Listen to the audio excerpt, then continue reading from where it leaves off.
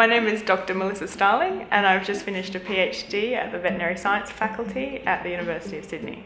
I looked at optimism in dogs. So I was looking at whether dogs expect more positive outcomes in their life or more negative outcomes.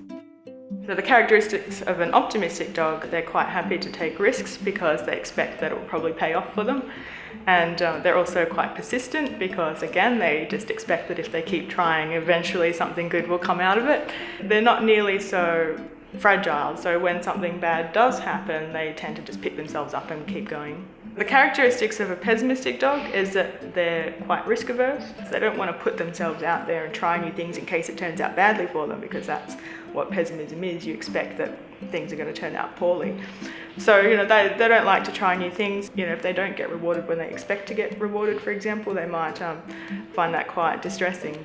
They learn a discrimination task where they discriminate between a tone that means they're going to get a milk reward and a tone that means they're going to get water instead. Once they've learnt that discrimination, then we give them tones that are ambiguous, so they're between the milk and water tones they've already learnt. And we're interested in how they respond to those tones, because that would tell us whether they interpreted that as a positive signal or a negative signal. If we know how optimistic or pessimistic a dog is normally, then we can keep a track of whether that changes over time. So if an optimistic dog becomes less optimistic, then that might be a concern for their welfare, because we might assume that their emotional state is becoming more negative. What we found out from working with Assistance Dogs Australia, they train service dogs for disabled people, and we found out that a lot of their dogs that are actually doing well in training are more pessimistic than optimistic. You might imagine that search and rescue dogs or detection dogs or something like that might do better if they're more optimistic.